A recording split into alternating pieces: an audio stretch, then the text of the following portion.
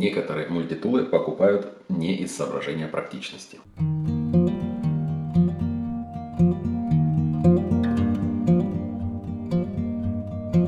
Хотя, давайте не будем отвлекаться и сделаем классическую распаковку. Итак, мультитул SOG Flash MT приходит вот в такой вот упаковке. Магнитный крепеж и много свободного воздуха придают этой упаковке солидность.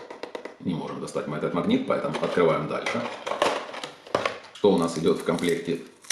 А в комплекте с ножом не один, а два отличных небольших неодимовых магнита, которые разламываются прямо в прямом эфире. Я такое вижу первый раз. Итак, что мы можем узнать, посмотрев на эту коробку? Во-первых, есть ассист, то есть мы будем быстро открывать нож. Во-вторых, здесь это не указано, но я сразу скажу, нож здесь из D2 стали. В-третьих, магнитный холдер. В-четвертых, я прогадал с тем, что взял этот, а не реактор, потому что здесь биты на 4 мм, а я бы хотел на 6. Ну ладно, проверим, может и 6 подойдет. Здесь 7 разных инструментов, не знаю откуда, конечно. И, естественно, соговская система открывания пассатижа. Да, я этим мультитулом пользовался около 3 месяцев. Причем больше месяца он у меня лежал на кармане, вернее висел на кармане безвылазно. Кстати, на карман он вешается довольно удобно. Вообще не мешает, легко зацепляется, легко вытаскивается. В общем, с этим проблем вообще никаких. Итак, давайте его соберем до кучки. Начнем, как обычно, с взвешивания и измерения. Весит данный мультитул 136 грамм. Толщина без клипса 16,5 мм.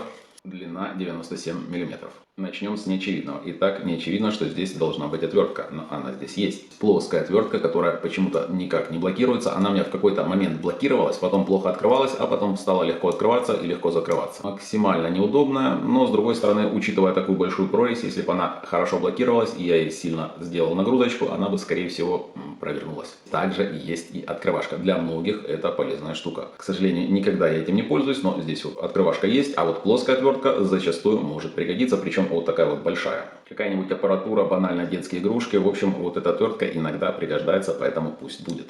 Напомню, в данном ноже есть ассист, который помогает быстро открывать клинок, то есть это самый быстрый мультитул, практически самый быстрый. Прячется он здесь, также здесь есть прорезь для темляка, и если вы этим пользуетесь, то вот сюда можно закрепить темляк. Клипса здесь практически потайная, когда цепляете на карман, практически ничего не выглядывает, такой себе аккуратный нож. Но она черная и, естественно, будет потихонечку вытираться. И вот к черному цвету у меня здесь есть вопросы. А вот к самому корпусу, который сделан из 420 стали, матированный, вопросов никаких, он мне нравится. Кстати, на нем выбито название Flash MT, и вы сможете узнать, как расшифровывается сок. Можете прочитать. И так как отвертку мы уже рассмотрели, давайте рассмотрим нож. Один из нужных элементов в данном ноже – это, конечно же, предохранитель. Когда вы не видите красную точку, то нож стоит на предохранителе, и открыть его прям никак нельзя. А когда вы снимаете с предохранителя, кстати, обтирается, да, вот эта вот кнопка. Когда вы снимаете с предохранителя, нож открывается просто офигительно быстро. И опять этот черный цвет. Ни в каких серьезных работах данный нож не участвовал, но все равно клинок выглядит так себе. Хотя, как вы видите, здесь написано Creo D2, то есть реально здесь используется сталь D2. Но тут вопрос в чем? Во-первых, в длине клинка давайте замеряем и в его ширине. Ширина клинка всего лишь 1,7 мм, 1,8 пускай будет. Длина режущей кромки 60 мм, а если учесть, что здесь еще стоит шпинек, то будет 50 мм.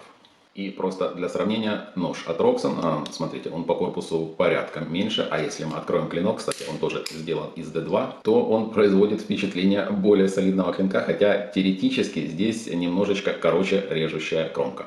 Но по факту он потолще и, мне кажется, выглядит посолиднее. Видите, есть мелкие царапульки, мелкие потертости, хотя по факту нож просто открывался и закрывался, иногда резал он буквально раз 20-30, поэтому он затупиться не должен, потому что, во-первых, это D2 сталь, а во-вторых, естественно, ничего твердого он не резал. Будем считать, что он только из коробки, и давайте попробуем порезать конверт.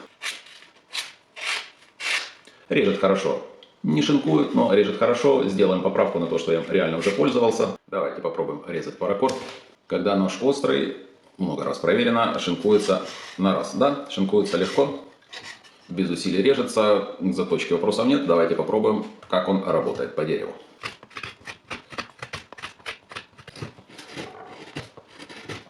Хотя, если придавить, то резать можно.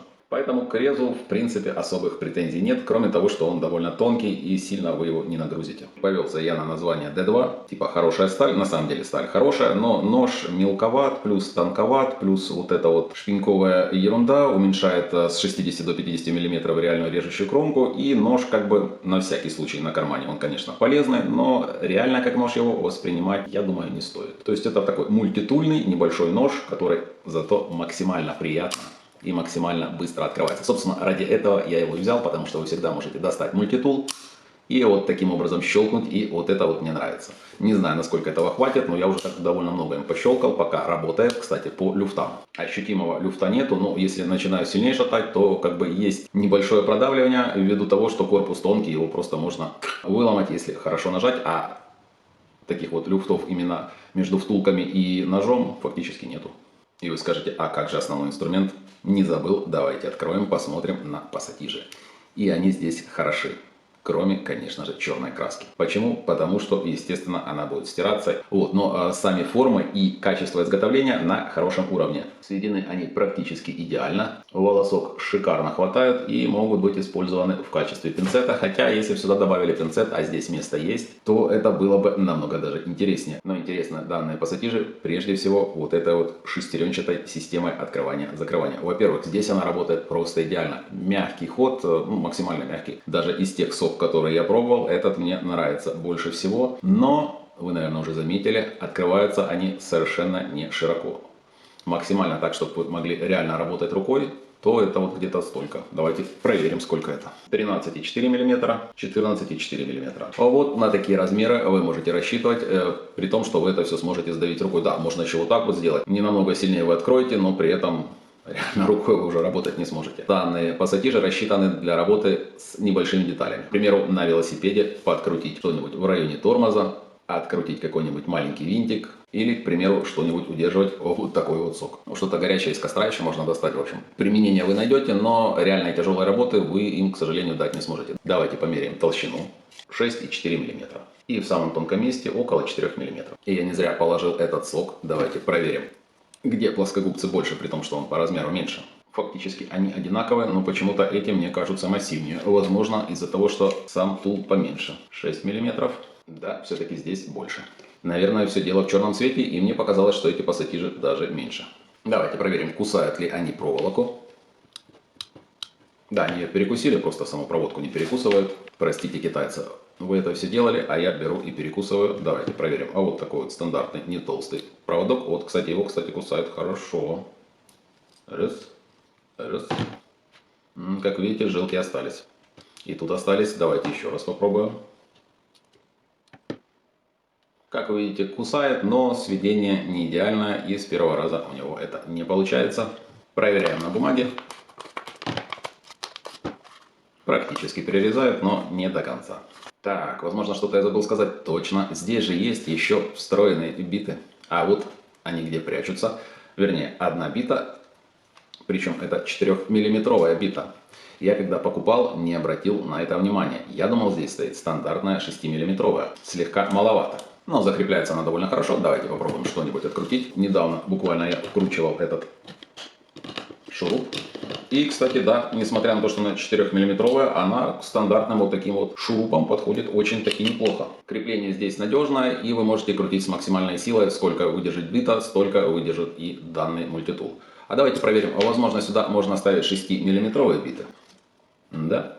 Единственное, он не будет закрываться, но они даже плотнее входят. Причем по форме все идеально подходит, так что 6-миллиметровые биты сюда также без проблем становятся. Почему-то многие отмечали в обзорах, что могут выпадать магниты. У меня они не выпадали, поэтому ничего по этому поводу я сказать не могу. Но тот факт, что магнит, который был вначале вставлен в коробок, у меня развалился просто когда соединился, то, возможно, тут тоже какие-то косяки с магнитами происходят, но у меня это не произошло, поэтому на это нареканий нет. Давайте попробуем спрячем назад биту. Довольно все удобно прячется. Не знаю, сколько вот таких вот разгибаний она выдержит, но чуть-чуть вот так вот разгинаете, и она легко выходит и точно так зацепляется.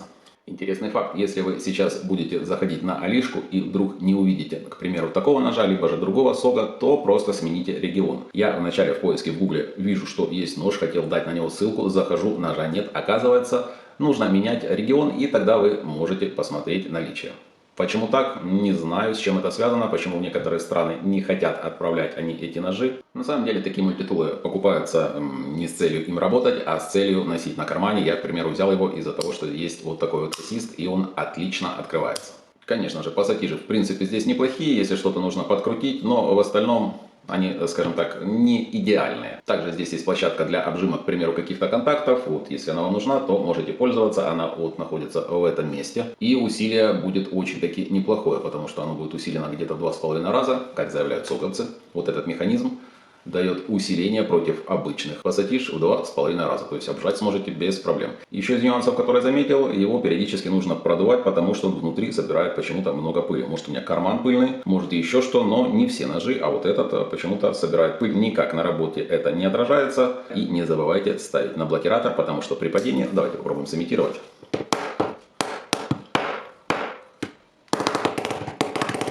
Видите, таким образом открыть у меня не получается, но почему-то, когда, видите, уже чуть-чуть пошло открытие, когда он падает на ламинат, каждый третий раз он открывается. И еще вопрос, зачем вот это вот отверстие? Если кто знает, напишите в комментариях. Учитывая, что цена на Али данного мультитула около $35, то особых претензий я к нему не предъявляю. Если вам нравится такая форма и не пугает то, что черный цвет будет стираться, и если вам нравятся необычные мультитулы, которые плюс могут открывать нож практически молниеносно, рекомендую.